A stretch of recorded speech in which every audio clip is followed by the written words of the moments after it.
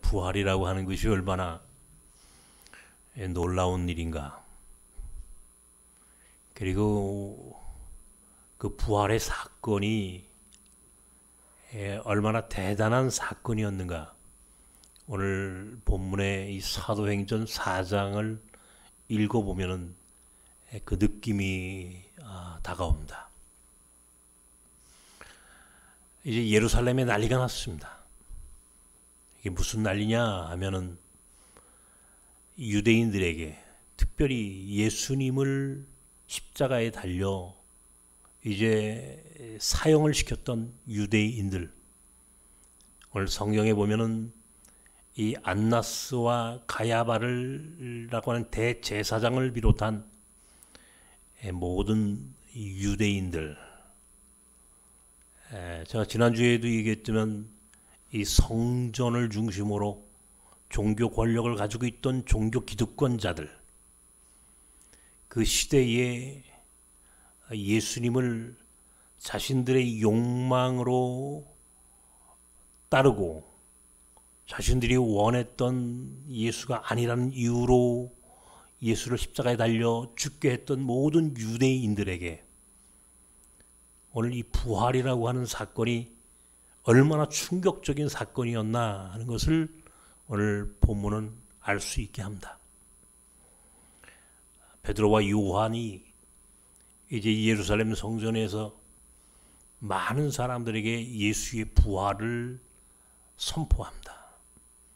그러니까 유대인들이, 이 대제사장을 비롯한 유대인들이 이제 베드로와 요한이 더 이상 예수의 부활을 이야기하지 못하도록 이제 막아서는 장면입니다. 큰일 났거든요. 죽은 사람이, 그것도 자기들이 죽였던 예수가 살아났다. 이게 얼마나 충격적인 사건입니까?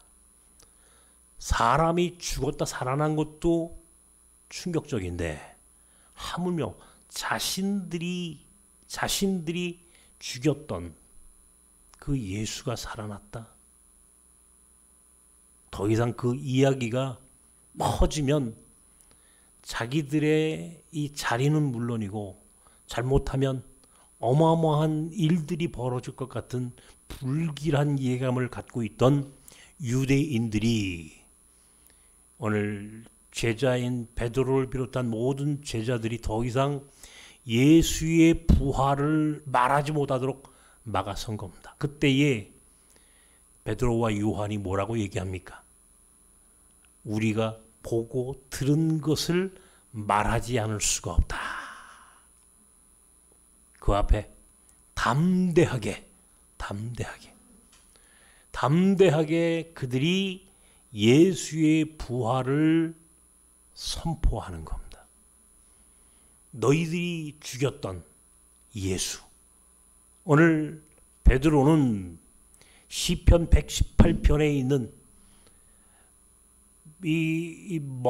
너희들이 버린 돌이 머릿돌 되게 하셨다 하는 이 말씀을 인용해 가면서 오늘 예수의 부활을 선포하는 겁니다. 얼마나 놀라운 사건입니까? 이 베드로라고 하는 사람을 여러분 기억을 하셔야 합니다. 불과 얼마 전에 예수님이 십자가에 달려 돌아가셨을 때에 그 순간 예수님을 향하여 어떤 태도를 갖고 있었는지 여러분들이 기억하셔야 돼요. 오늘 마태복음 26장에 있는 말씀을 여러분들이 한번 읽어보시기 바랍니다. 오늘 여기에 있죠? 마태복음 26장. 오늘 이 베드로가 어떤 사람이었는지 여러분들이 이 말씀을 읽고 한번 상상해 보시라는 겁니다. 함께 읽읍시다. 시작.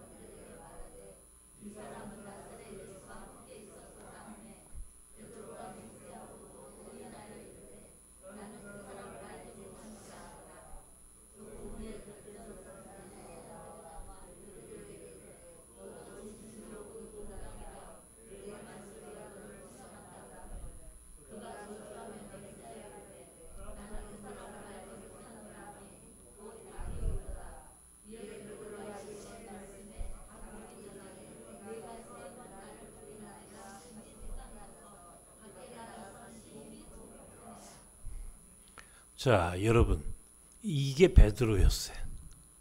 예수님을 모른다고 부인하고 배반하고, 하물며 오늘 성경은 그를 저주하며 부인했다 그랬어요.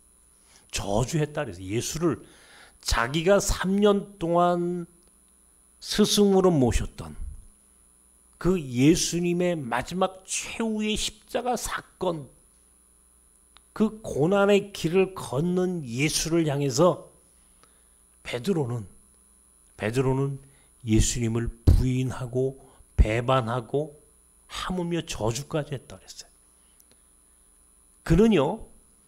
그는 한때는 예수님의 수제자로서 예수님을 향해서 뭐라고 얘기를 했냐면, 당신이 어디를 가든지 우리는 무조건 따를 것입니다 그랬어요.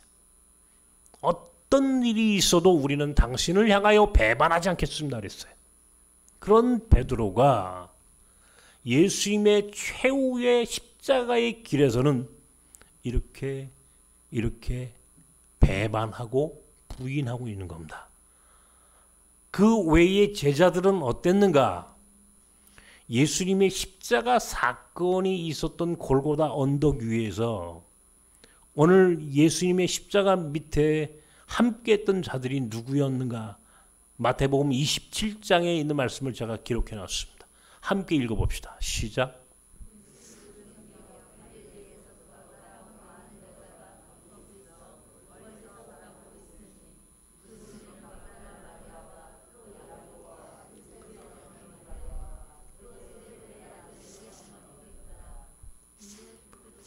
자, 예수님의 십자가 사건까지 동행했던 사람들은요, 여자 3명이었습니다. 여자 3명.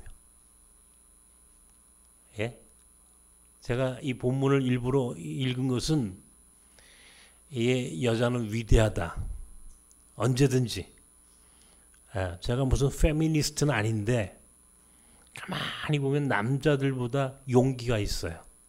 남자들은 때로 비겁합니다. 나를 포함한, 우리 교회의 남성 교우들은 그렇지 않은 사람이라고 믿습니다. 근데 우리 권사님만 그런 거 보니까 김동민 집사님은 비겁하지 않은 사람 같아. 보통의 남자들은요, 이 아브라함이 사라에게 대해서, 아브라함이 사라를 자기 부인이라고 이야기하지 못하고 누이라고 거짓말을 했던 사건부터 보면은요, 남성들이 가끔 위기에 처했을 때에 하는 짓을 보면, 하는 태도를 보면 남자들이 얼마나 비겁한지가 나타납니다. 예수님의 마지막 십자가 작별을 보십시오. 마지막 고난의 길은 물론이고 십자가 이 사건에 동참한 사람들은 여인들 외에는 없어요. 물론 거기에 사도 요한이 있었다라고 하는 설은 있습니다만은, 어쨌든 나머지 제자들은 다 도망갑니다. 뿔뿔이 다 흩어져 버렸어요. 왜? 무서웠어요. 두려웠어요. 무엇이?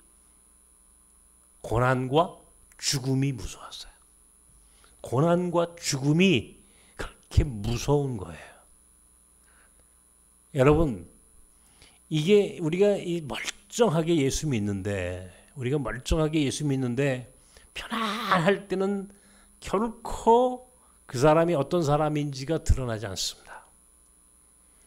그 사람의 진면목을 보려면 원래 아주 심각한 위기와 어려움에 처했을 때에 내 옆에 있는 사람이 진정 나를 사랑하는 사람인지, 나와 함께 했던 이 사람이 정말 나의 친구인지가 드러나는 거예요. 그죠? 어려울 때 그 사람을, 내 옆에 있는 사람이 나를 정말 사랑하고 나의 친구가 됐던 사람인지가 드러나는 거예요. 근데 예수님의 마지막 십자가 사건을 보면은 여인들 3명 외에 모든 제자들은 다 흩어져 버렸다고. 왜? 무서웠어요. 십자가라고 하는 이 고난이 두려웠던 겁니다. 이런 제자들이에요. 그 중에 제자들 가운데 이 베드로라는 사람은 더더욱이나 예수님을 부인하고 배반했단 말이에요. 그것도 3번이나 저주하고 나는 저 사람을 몰라. 그렇게 이야기했던 베드로가 오늘 사도행전 4장에 오늘 읽은 본문을 보라는 얘기입니다. 뭐라고 나와 있어요? 오늘 내가 보고 들은 것을 말하지 않을 수가 없다. 그리고 성경은 이렇게 얘기합니다. 담대하게 이야기했다. 누구 앞에서? 예수를 십자가에 달려 죽게 했던 대제사장들을 비롯한 산헤드린 공의회의 모든 유대인들 앞에서 예수의 부활을 선포하고 사람들에게 나사렛 예수의 이름으로 구원을 이제 그들에게 이야기하는 이 베드로의 용기, 담대함은 도대체 어디서 나온 거냐 말이에요. 불과 며칠 사이에 인간이 이렇게 바뀔 수가 있냔 말이에요. 근데 그들은 바뀌었단 말이에요. 바뀌었어요. 사도행전 4장에 오늘 이 베드로와 더불어 우리가 꼭 기억해야 할 한 사람이 있는데 사도행전 7장에 있는 스데반이라고 하는 사람입니다. 이 스데반은 우리가 성경에 나오는 최초의 순교자라고 하는 사람입니다. 최초의 순교자예요. 예수의 부활을 선포하고 부활을 가르쳤다는 이유로 최초로 예루살렘에서 사람 유대인들에 의해서 순교를 당했던 사람입니다. 오늘 사도행전 7장 55절에 있는 말씀 한번 읽어보십시다. 함께 읽읍시다. 시작.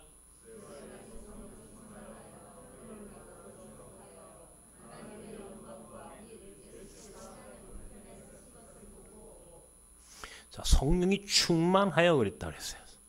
사도행전 4장에 오늘 우리가 읽었던 4장 8절에도 똑같이 성령이 충만하여, 그죠? 베드로가, 요한이 오늘 대제사장들을 비롯한 공의회에 있는 모든 유대인들 앞에서 어떤 모습으로 비춰졌냐면은 성령이 충만한 모습으로 비춰졌단 말이에요. 성령이 충만한 모습으로. 자, 아까 읽었던 마태복음 26장과 26장은 이 베드로를 비롯한 모든 제자들이 얼마나 비겁한 인간들이었는지가 드러나는데 사도행전 4장에 오늘 베드로와 요한을 비롯한 이제 예수님의 제자들은 성령이 충만하여 담대하게 예수의 부활을 선포한 것은 물론이거니와 사도행전 7장에는 예수의 부활을 선포하고 가르치는 스데반은 성령이 충만하여 돌로 순교하는, 돌에 맞아 죽는 최후의 모습을 오늘 우리에게 보여줍니다.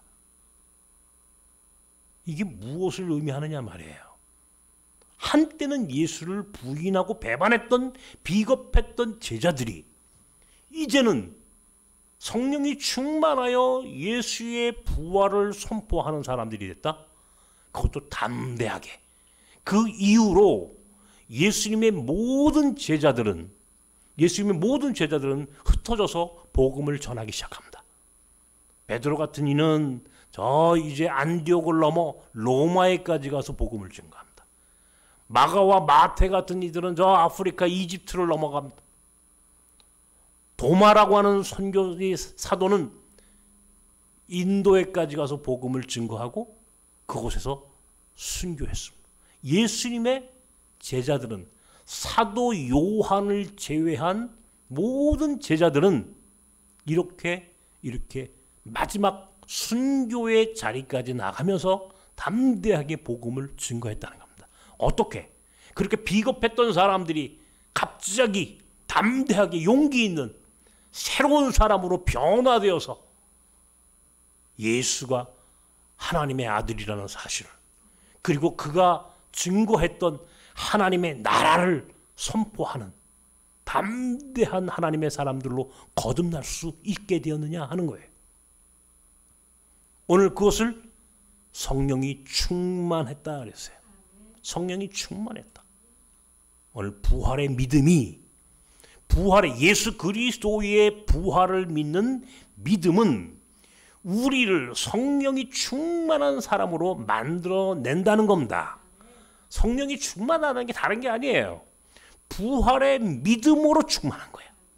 부활의 믿음으로 충만한 사람들은 성령이 충만해지고 그 사람들은 담대하게 어떤 고난과 죽음도 무섭지 않고 이제는 목숨을 걸고 하나님의 나라, 예수가 그리스도, 하나님의 아들이시며 우리를 구원하신 그리스도라고 하는 사실을 증언하고 선포하는 새로운 인생으로 변화되었다는 사실을 보여주는 거예요.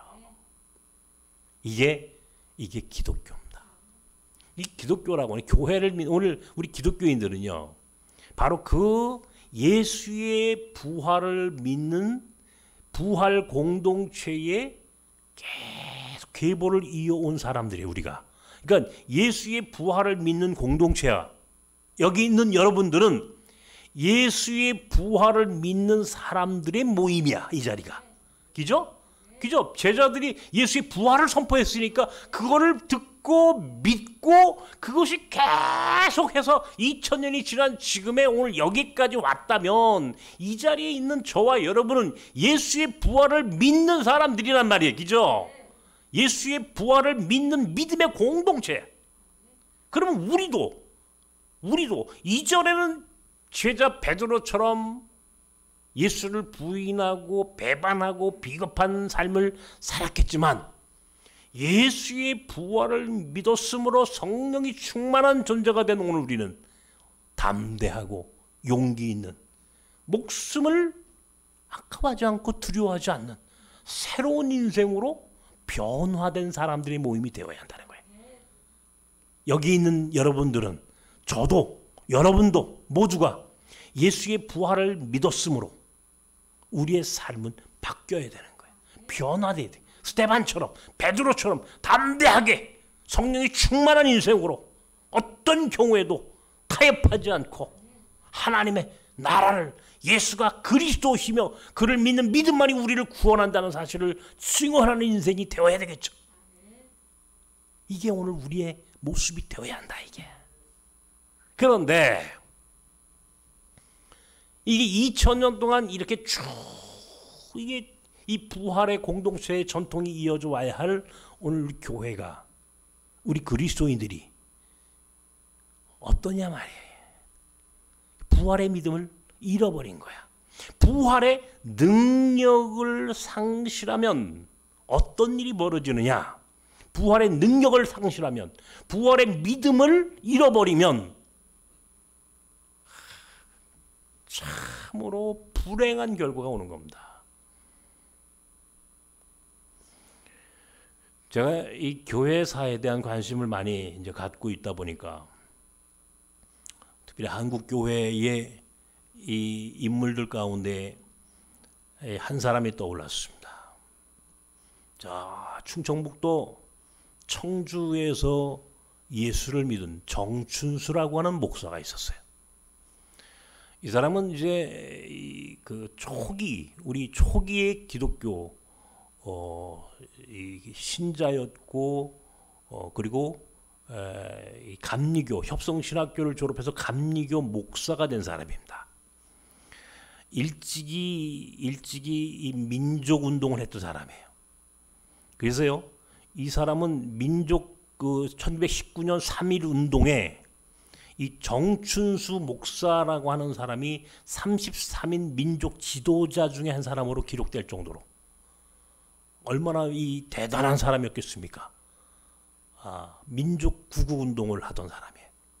그러니까 기독교인으로서. 그러니까 목사가 되어서 33인 중에 일제 그 서슬퍼렇던 일제 강점기에 자기의 목숨을 걸고 이름을 올렸다라고 하는 것만으로도 충분히 이 사람이 어떤 사람이었는지 우리가 알게 됐죠.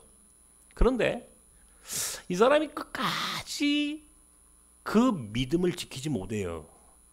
그런 그의 그 의지를 지키지 못해요.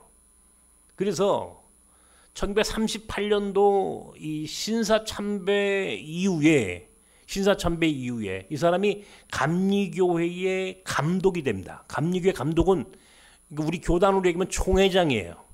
감리교회 수장이 됐단 말이에요. 근데 이 사람이 완전한 친일파로 돌아섭니다.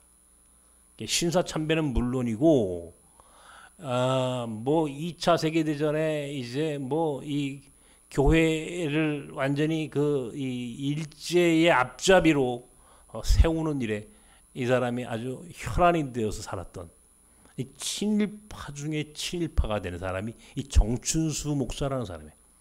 이 사람은 얼마나 재밌냐면 이게 목사고 감독까지 된 감리교 목사인데 후에 1948년도 반민특위에 이제 반민특위라는 게 있었죠. 친일 행각을 했던 사람들을 잡아들이는 이제 실패했습니다만은 이 반민특위에 이제 연루되기도 하고 그 이제 심판의 자리까지 가서 고발당하고 이제 그런 일들을 경험하면서 나중에는요 이 사람이 기독교 감리교 목사였던 감독까지 한 사람인데요 교회를 배교해요.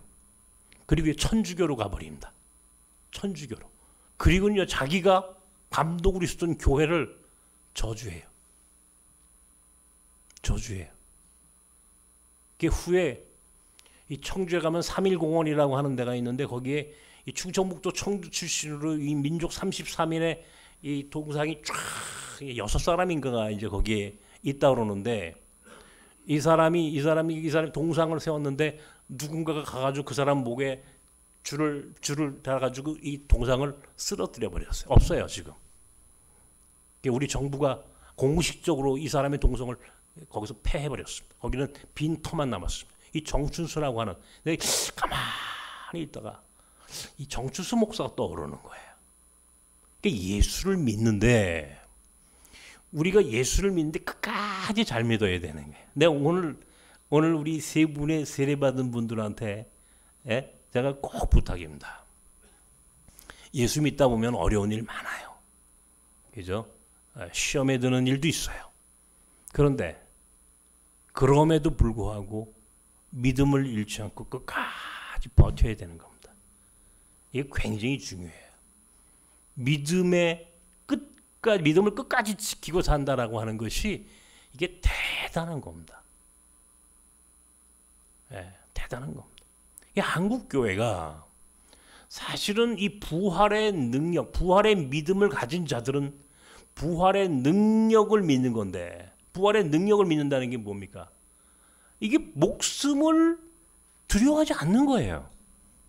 베드로처럼 그렇게 예수님을 모른다고 부인했던 사람이 아니 내가 보고 들은 것을 말하지 않을 수 없어.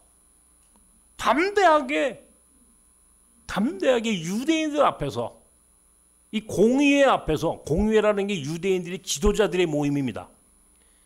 대제사장을 비롯한 유대 지도자들의 모임 앞에서 담대하게 예수를 증언하는 이 모습을 한번 상상해 보세요. 얼마나 멋지고 아름답고 충격적인 모습입니까? 와, 저런 사람이 되어야 되는데 저런 인생이 되어야 하는데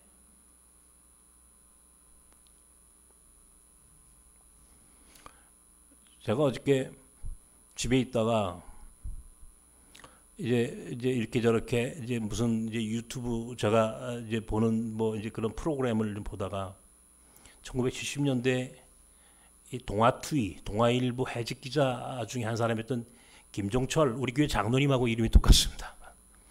김종철이라고 하는 기자가 재판을 받는 마지막 최후 진술하는 장면을 누가 녹음을 해가지고 녹음을 해서 78년도가 79년도에 그 동아투이 사건이 있었는데 장장 뭐 한 3-40분을 쫙 재판장 앞에서 자신의 그 최후 진술을 하는 장면이 이게 떴어요. 제가 이제 그거를 처음부터 끝까지 전부 들었습니다. 이야, 대단한 사람이다. 응? 70년대 서슬퍼렇던 그 유신 독재 정권 아래에 여러분 그 기자가 재판장에서 자기의 그 생각과 자기의 철학과 자기의 그 양심을 쫙 설명하는 그 모습이 지금 막 감동이에요. 어저께 제가 감동을 받았습니다. 야, 저 사람은 도대체 어떤 모습으로 저렇게 담대하게 이 고통이 저 서슬퍼렇던 이 70년대의 독재에 저항하고 거기에 대하여 저렇게 진술할 수 있었을까? 마치 베드로의 모습이 떠올라. 베드로의 모습이. 여러분, 이 부활의 능력이라는 게 이런 거예요. 다시 말하면 새로운 역사 의식을 갖는 거예요. 새로운 역사 의식, 새로운 인생관을 갖는 거야. 새로운 삶과 죽음에 대한 생사관을 갖는 거야. 새로운 통찰을 하는 게 바로 이 부활을 믿는 믿음이에요. 다른 게 아니에요.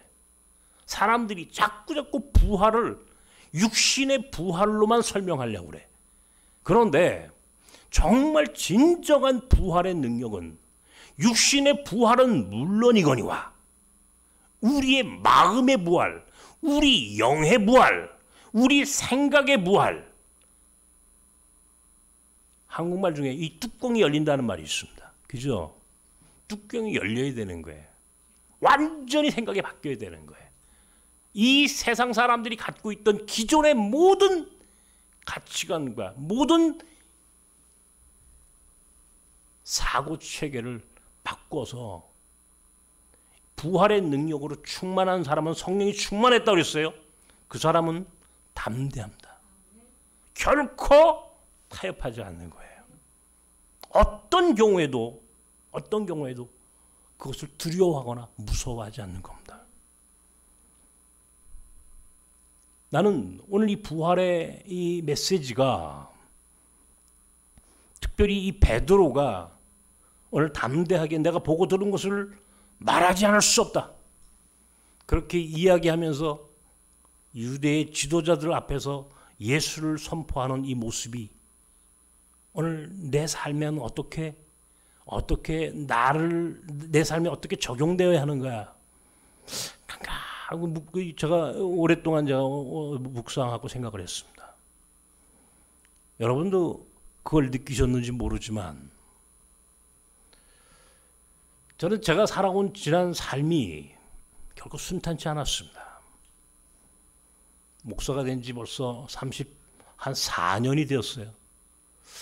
그런데 제가 군에서도 짧은 군목 생활도 그랬고 또 그 이후에 지금까지 이 나섬의 목회를 하는 가운데도 그랬고 순탄치가 않았어요.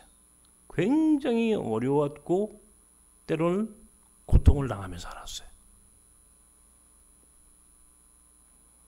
최근에도 나는 특별히 한국교회의 그릇된 교권주의를 난 도저히 내 신앙으로는 받아들일 수가 없어요. 이 대형 교회의 특별히 이 교회를 사유화하고 또 그 교권으로 한국 교회를 어지럽히는 이 기득권 종교 권력에 대해서 나는 도무지 받아들일 수가 없어요. 한때는 나는 내가 목사직을 내놓는 것이 어떤가 하는 진지한 고민을 한 적도 있었어요. 아직도 나는 그 고민이 끝나지 않았습니다. 내 삶이 적어도 이렇게 내가 아무리 이 힘든 이 나섬의 목회를 한다고 하더라도 내가 어떤 경우에도 타협하거나 혹은 여기에 순응하는 것은 내가 적어도 부활의 믿음과 부활의 능력을 믿는 사람으로선 도저히 용납할 수 없는 내 믿음, 내 신앙, 내 양심이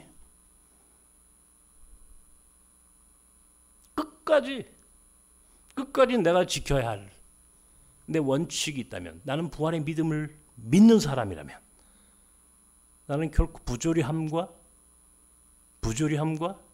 불합리함과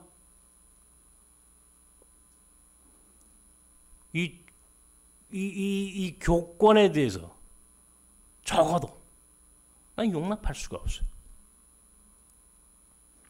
마틴 루터라고 하는 종교 개혁자를 여러분 기억하십니까? 1517년에 그 마틴 루터는 캐톨릭 교황이 갖고 있던 종교 권력에 대하여 그는 목숨을 걸고 저항합니다. 제가 오늘 이 저항이라는 표현을 썼습니다. 우리 개신교를 프로테스탄트 그래, 프로테스탄트. 영어에 프로테스트하다라고 하는 말은 저항하다 그런 말이에요. 프로테스탄트라고 하는 말은 저항하는 사람들이라는 뜻입니다. 그러니까 오늘 우리 기독교인들, 우리 개신교인들은 한마디로 얘기해서 저항하는 사람들이에요. 누구에 대해서? 잘못된 교권에 대하여, 잘못된 종교 권력에 대하여 저항하는 것이 오늘 우리 개신교의 존재의 근거라고, 근거. 그런데 루터는 적어도 그런 저항의 영을 갖고 있는 사람이에요. 왜? 부활을 믿었으니까. 어떤 경우에도 혹시 자기를 죽인다 하더라도 그는 다시 일어나 회복되고 부활할 것을 믿었으므로 그는 두렵지 않은 거예요. 인간적으로 왜 무섭지 않았겠습니까? 떨었겠죠. 그러나 그의 안에 있는 부활의 영이 그로 하여금 말하지 않을 수 없도록, 보고 들은 것을 말하지 않을 수 없다라고 담대하게 외쳤던 이 베드로 같은 성령이 충만함으로 그는 한 시대의 종교 권력과 맞짱을 뜰 수 있었던 거예요. 그 계보를 이은 사람이 마틴 루터 킹 목사입니다. 미국의 흑인들이 갖고 있는 인종차별에 대한 부조리에 대해서 마틴 루터 킹 목사는 목숨을 걸고 저항합니다. 여러분, 이게 미국의 역사였어요. 미국의 역사.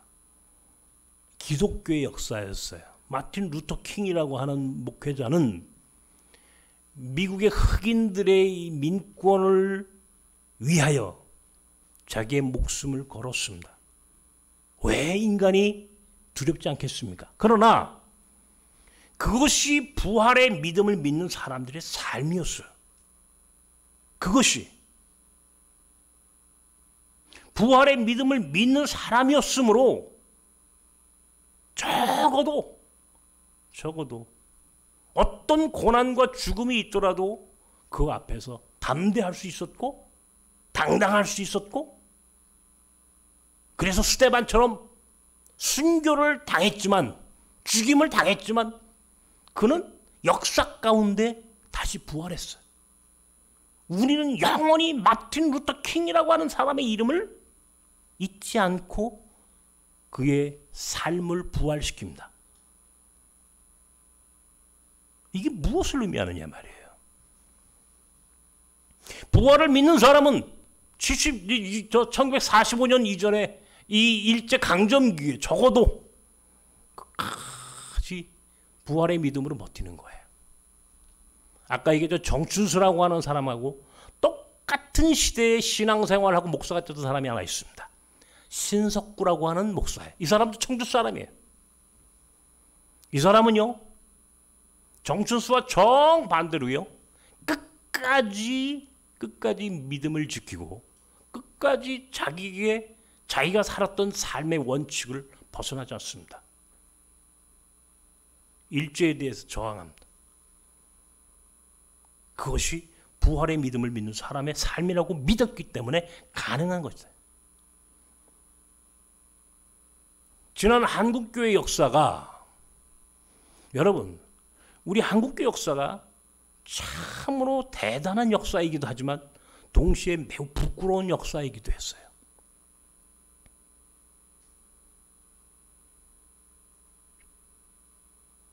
70년대, 80년대 독재 시대, 그 엄혹했던 시대에 우리 한국교회에 수많은 목회자들이 권력 앞에 무릎을 꿇었습니다.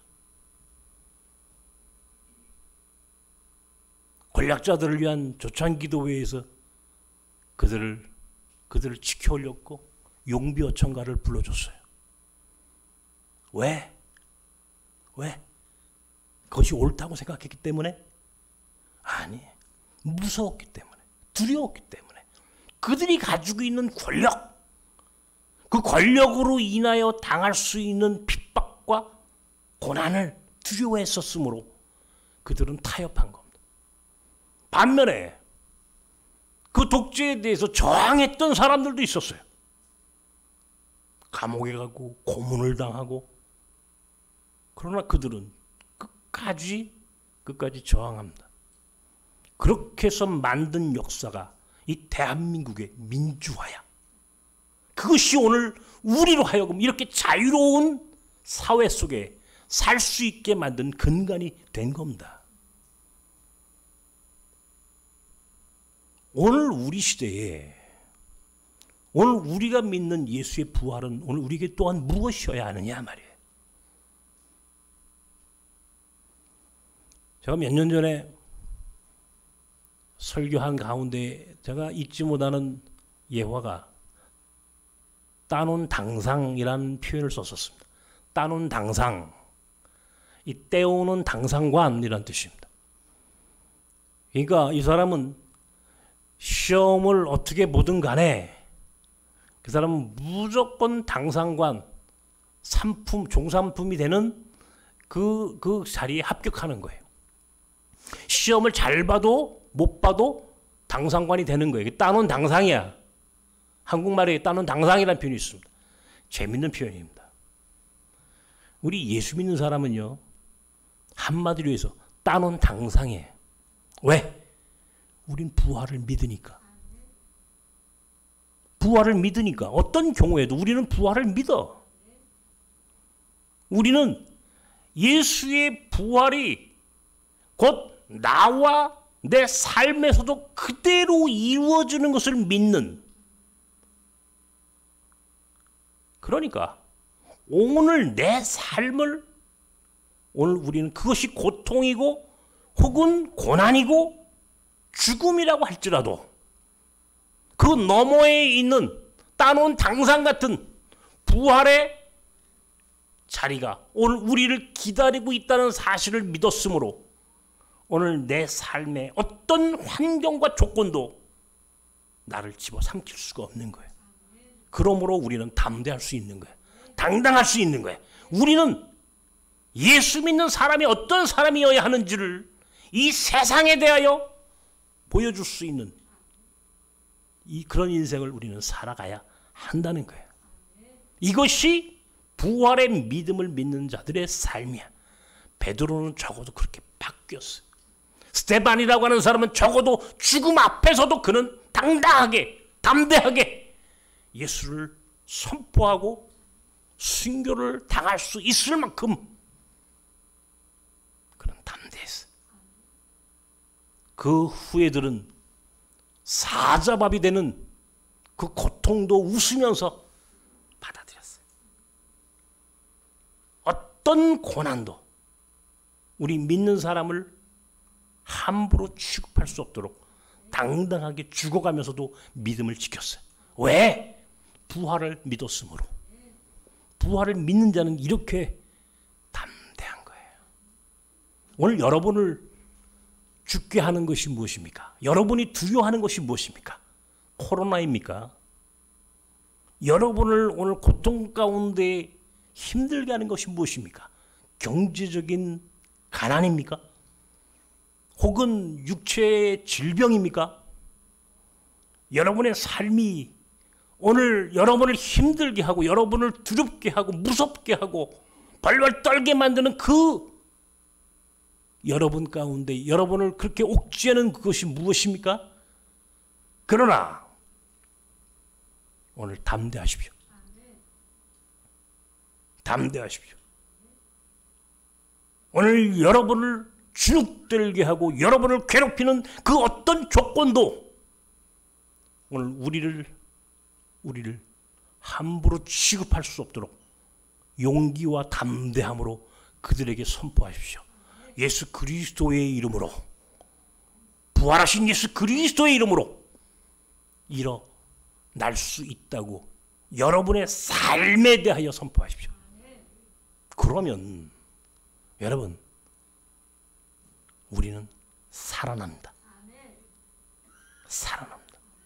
결코 우리를 죽이지 못합니다. 이것이 부활의 믿음을 믿는 자의 삶이에요. 나는 나섬교회 교인들은 적어도 우리가 그런 담대함으로 이 세상을 좀 이기고 살아야 하지 않겠는가? 그죠? 좀 손해를 보더라도, 좀 힘이 들더라도 좀 담대하게 저부터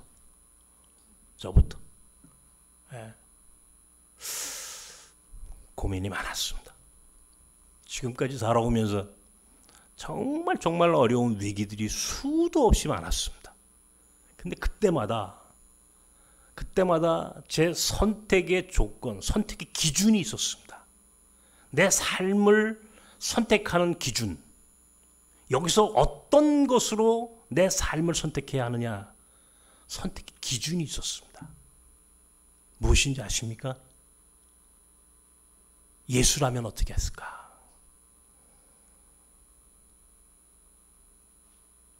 부활한 예수라면 나에게 무엇으로 어떤 선택을 하도록 요구하실까? 내가 부활하신 예수의 부활의 능력, 부활의 능력을 믿는, 부활의 믿음을 믿는 사람이라면 도대체 나는 오늘 어떻게 선택해야 하는가? 이게 제 삶의 선택의 기준이에요, 기준.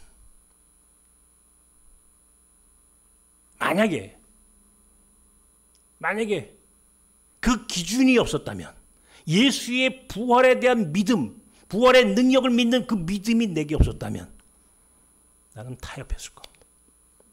오늘 이 자리에 오늘 여러분 앞에 설 수 없었을 겁니다. 그러나 끝까지 이 자리를 지킬 수 있었던 것도 적어도 부활을 믿는 믿음이 아주 작고 미미하지만 내 안에 나를 사로잡았어요. 그래, 베드로도 스데반도 초대교회의 그 수많은 박해와 고난 속에서도 예수의 부활을 믿었던 사람들이 사자밥이 되고 불구덩이에 던져지는 고통 속에서도 그들이 끝까지 담대할 수 있었던 것이 부활의 믿음이었고, 그 부활의 믿음을 가진 그 담대함과 용기 있는 교회의 전통이 오늘 2000년을 흘러 오늘 여기까지 왔다면 나는 어떻게 선택하고 살아야 하는가? 나는 어떤 선택으로 내 삶을 지탱하며 내가 살아나가야 할 것인가? 이것이 제 삶의 고민이었어요. 앞으로도 그래도 이 정도는, 그래도 최소한 아주 가장 미미한 신앙인이지만 그래도 이 부활을 믿는 믿음으로 살아야 되겠다. 부활을 믿는 믿음으로 살아야 되겠다. 그러면 그렇게 작은 내 삶에 아주 미미한 그런 목회자지만 그 부활의 믿음이 그래도 후에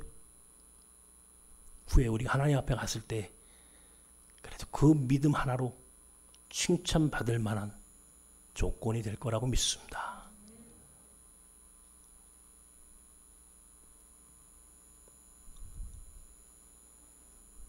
우리는 따놓은 당상관입니다. 따라하십시오. 나는 따놓은 당상이다. 이게 부활을 믿는 자들의 삶입니다. 기도하십시오. 부활을 믿었다면 오늘 여러분 고난 앞에 무릎 꿇지 마십시오. 여러분 어떤 병마 앞에서도 무릎 꿇지 마십시오. 우리 신승규 목사님, 남성난 권사님, 윤형진 집사님, 정유순 집사님, 그 외에도 우리 나섬의 연약한 사랑하는 교우들이여, 여러분의 인생의 그 어떤 고난 앞에서도 무릎 꿇지 마십시오. 죽어도 무릎 꿇지 마십시오. 왜? 우리는 부활을 믿으니까. 부활을 믿는 자들은 담대합니다. 우리는 다른 삶을 살아야 합니다. 다른 삶을 살아야만 합니다. 용기를 내십시오. 부활은 우리를 희망의 항구로 인도합니다. 우리는 희망의 삶을 살아야 합니다. 결코 절망하지 마십시오. 왜? 예수가 부활하셨으므로 이길 수 있습니다. 여러분에게 오늘 부활을 선포하십시오. 다시 치유와 회복을 선포하십시오. 예수의 부활의 영이 내 삶에 충만하게 부활의 능력으로 임하기를 위하여 이 시간 기도하십시다. 기도합시다.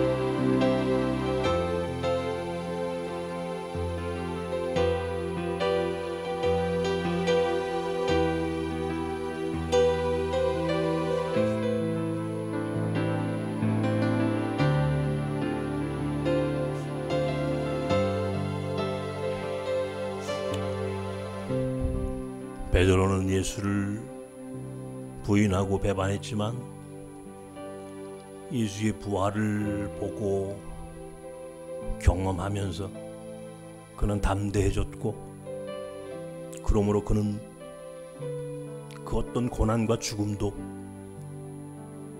그를 어찌할 수 없는 인생으로 바꿔놓았습니다. 스데반 집사는 부활을 믿었으므로 성령이 충만했고, 유대인들이 던지는 돌을 맞으면서도 그런 마지막 최후의 순간 가운데서도 용기와 담대함을 잃어버리지 않고 죽을 수 있었습니다. 왜냐하면 부활을 믿었기 때문이었습니다. 오늘 우리 가운데 임재하신 부활의 우리 주여, 다시 한번 구하오니 사랑하는 나섬 사람들에게 오늘 당신의 부활의 영을 쏟아주시고 다시 한번 우리를 회복시켜 주시고 치유하게 하시고, 결코 어떤 고난과 절망 가운데도 무릎 꿇지 않고 이길 수 있도록 우리에게 힘과 믿음과 용기를 허락하여 주옵소서. 세상은 우리를 우는 사자처럼 집어삼키려 합니다. 모두가 죽겠다고 합니다. 살아계신 하나님, 그러나 이 부활의 아침 우리에게 다시 한번 부활의 은혜를 충만하게 허락하셔 이길 수 있도록, 승리할 수 있도록 우리를 인도하여 주옵소서. 이제는 우리 가운데 부활의 첫 열매가 되셨던 우리 주 예수 그리스도의 크신 은혜와 하나님의 사랑과 성령의 교통 충만하신 은혜가 오늘 부활의 믿음으로 새로운 인생으로 거듭나기를 원하는 사랑하는 나섬 사람들 가운데 이제 영원까지 함께 하시길 축원하옵나이다. 아멘.